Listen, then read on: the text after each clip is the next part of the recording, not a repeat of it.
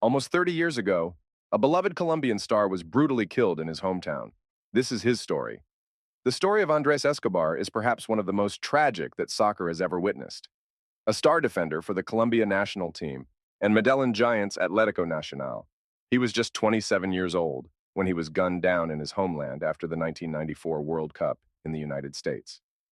Escobar was blamed for his country's group stage elimination. It was his own goal in the first half of their one loss to the U.S. in their second game, that gave the South Americans an insurmountable challenge to stay in the competition, despite beating Switzerland in their third match. Less than a week after their exit, Escobar was killed outside of a nightclub in Medellin. The man who was subsequently arrested for and admitted to the murder was Humberto Castro Munoz, a bodyguard and driver for two notorious drug traffickers in the large Colombian city in what was yet another collision between Colombian football and the cocaine business. The two worlds had essentially merged together as drug cartels became heavily involved and the sport was ravaged with corruption. Even Atlético Nacional were at one point funded by world-famous drug baron Pablo Escobar. While the mix between narco-traffickers and football had resulted in many deaths, the assassination of Escobar was one that shook the world, and it is still not truly known why exactly the center back was murdered. Escobar was born and raised in a middle-class family in Medellin. He stood out as a talented player in school soccer teams and eventually started to prioritize the sport over his studies, following his older brother Santiago into the professional game. Initially playing as a defensive midfielder, he was convinced by famous local coach Carlos Pichis Restrepo to instead become a central defender, so as to make better use of his height, strength in the air, and confidence on the ball. Before turning 18, Escobar signed for Atlético Nacional, where his brother already played. It took some time for the youngster to make his debut, though, and even longer to secure a regular place in the starting lineup. He eventually had a bit of luck, however, as the regular left-sided center back, Francisco Maturana, got into an argument with the team's assistant manager and was soon banished. Shortly after turning 20 years old, Escobar was trusted to replace him permanently. He then had even more luck, as Atletico coach Maturana also happened to be the national team manager, and in March 1988, gave Escobar his senior debut for Colombia in a 3-0 win against Canada. Maturana immediately made the defender a regular starter alongside legends like René Higuita and Carlos Valderrama, and it didn't take long for Escobar to become a household name in the South American nation. Escobar's lack of experience in his youth sparked some concerns amid his rise to mainstay in the Colombia squad, despite his capable performances against Canada, the US, and Scotland. It was in a game against England that he truly announced himself, though, as he got on the end of Alexis Garcia's corner kick to head in a goal, securing a 1-1 draw against the likes of Brian Robson, Gary Lineker, and John Barnes. I went to look for the header because I had confidence in myself, and because we were at a disadvantage, he said. The following year was a monumental one for Atlético Nacional and Escobar. At the time, Colombian drug lords were akin to today's American billionaire and Middle East royal families as they took control of clubs and ran them as their own playthings. Pablo Escobar's revolutionizing of the Medellin team was well underway, while Cali cartel leader Miguel Rodriguez Orejuela oversaw America de Cali. They invested in training facilities and in new players, usually using financial tricks to inflate costs so that they could launder their money.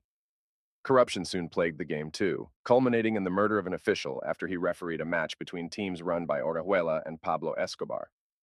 Atlético Nacional reaped the benefits on the field, though, and in 1989, Andrés Escobar helped lead them to their first ever Copa Libertadores success. The center back played in every single game and even scored the late winner as they beat Deportivo Quito 2-1.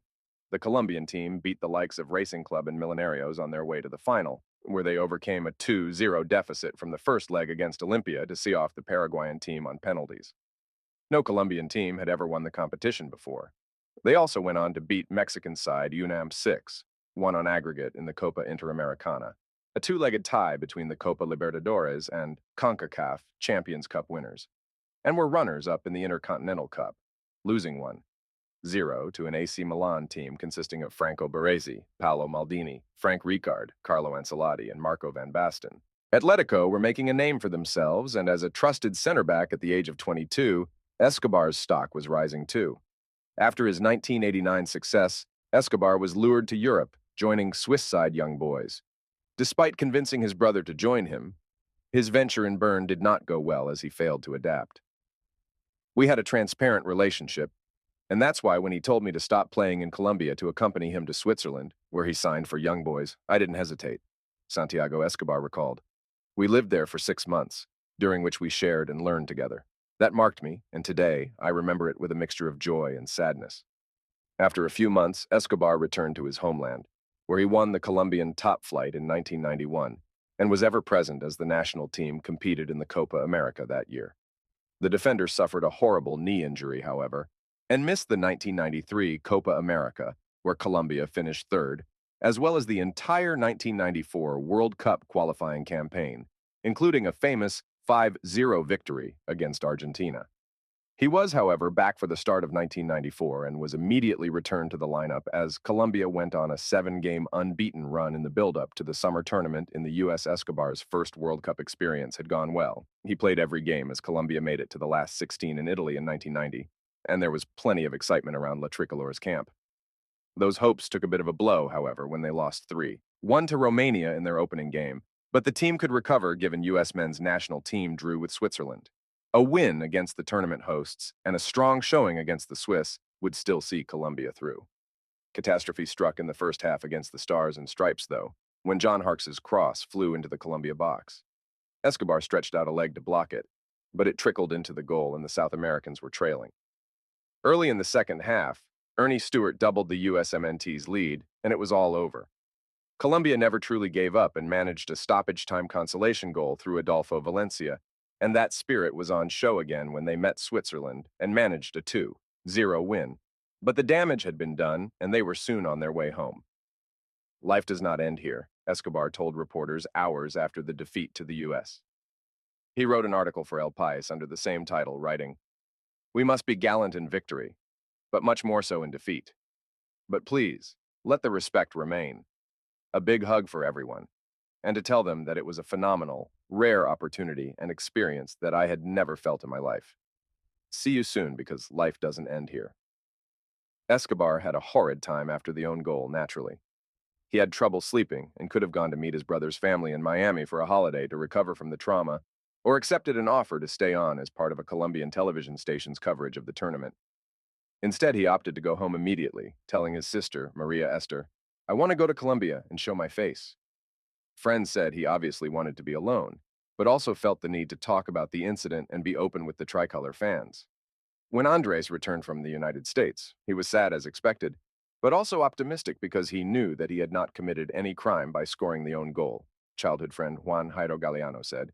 In fact, he was calm and looked strong because he was a person of great character. Just days after his return to Medellin, Escobar visited a club with Galeano and other friends. Sitting at another table were drug traffickers, David and Santiago Gallan. Jesus Albero Yepes, the prosecutor in charge of the case, put it, "Andres was with Juan Jairo Galeano and 2 friends at the nightclub. From the table of Pedro and Santiago Gallon, who were with a group of friends, they began to shout, 'Own goal, Andres, own goal.' They provoked him again and again. He asked for respect and walked away. Andres was uncomfortable all night. When he left the place, already in his car, he realized that those who bothered him were in the parking lot and entered there. Escobar is said to have gone to his car when the 3 men confronted him. He said the own goal had been an innocent mistake, but one of the men pulled out a gun and fired 6 times. 'Goal!' It was claimed he shouted with every blast. The 3 men fled, and Escobar bled out before dying in hospital less than an hour later. Yepes remembers, "I was in a taxi at dawn when the news hit me. Without preamble, the announcer declared, on the radio, 'Andres Escobar has just been killed.' The taxi driver stopped the car, put his hands on his head, and remained silent for a minute, until he screamed, 'You bitch!' I just felt complete sadness. Your first thoughts go out to his family. Harkes, the man whose cross Escobar knocked into his own goal, and who was preparing for his team's knockout tie against Brazil when he heard the news, wrote years later. The day itself became a blur. Maybe it's because you try to push it away. You don't want to hear about it. And in the hotel that night, you try to just think about the game. But you can't. You try to find answers. But you can't." It did not take long for the police to arrest a suspect. Humberto Castro Munoz admitted to the slaying the following day and was soon sentenced to 43 years in prison, though he was released 10 years after his conviction. Frankly, I believe that there is no justice in Colombia. Darlo Escobar, Andres's father, said, Colombian justice for me is a deception, because it deceives the people and the family by telling them that he was sentenced to 43 years in prison, and now this murderer is released. There has been plenty of speculation about why Escobar was murdered. Some feel he was simply in the wrong place at the wrong time, while prosecutors believe that Castro Muñoz's employers, the Gallan brothers, ordered a hit on the star because they lost a lot of money gambling on the match against the United States. The pair were charged with covering up the crime, even though Yepes wanted to charge them as accomplices, and they were released after a matter of months. Escobar's girlfriend, Pamela Cascardo, believes the Gallans bribed government officials to get a shorter sentence for the trigger man. Even the other Escobar, Pablo, still lingers over the death. The drug baron died in December the previous year, and many have claimed that, had he still been alive, nobody would have had the courage to assassinate the star player of his team. At 27 years old, Andrés Escobar had his whole life and career ahead of him. There was talk of him joining Milan as Franco Baresi's successor, while he was adored as one of his country's finest players and described as having the elegance of Franz Beckenbauer. He was loved not just for his footballing ability, though. Teammates, coaches, and those close to him have all spoken of how fair, calm, and gentle the defender was. He had even been nicknamed the Gentleman. I had a very close friendship with him. Brother, accomplice, partner, and all the adjectives that can define a great relationship, Santiago, his brother, said 25 years later. We lived our childhood together. Our football careers were very similar. I loved him, and I still do. Escobar was planning on marrying his girlfriend later in 1994. I loved Andres, she said. He was going to be my husband, the father of my children. But it didn't happen. I learned from this sad and hard experience that I had to start from scratch. In another interview, she added, Every day I feel it and remember everything he taught me. He taught me that one should not give what is left over, but rather what comes from the heart, something that is valued and not easy to give away. Andres did apply well that saying that your left hand does not know what your right hand is doing. His childhood friend, Juan Jairo Galeano, who was with him the night of his murder, opened up on their friendship, saying, I met Andres when I was 16 years old and he was 12, and from that first meeting I knew he had something special. He was respectful, sincere, and generous. He liked, for example, to do charity work in parishes without anyone noticing. Colombia teammate Luis Fernando Chonto Herrera, meanwhile, said, He was a very serious person, but he was not shy at all. Behind his restraint, there was a happy, playful person who liked to tease. He was also an extraordinary center back, the best in the history of Colombian football. A few days after arriving in Medellin, Andres invited me out, and I told him that he wanted to rest at my house. That was the last time we spoke. I found out what happened to him from a colleague. I went into an incredible nervous breakdown. I did not understand. In football, there has to be tolerance because mistakes are always made. I still haven't accepted it. Almost 30 years have come and gone since one of Colombia's finest defenders was brutally assassinated. Just like Galeano, the footballing world has a hard time understanding such a mindless murder could happen to such a beloved and admirable figure.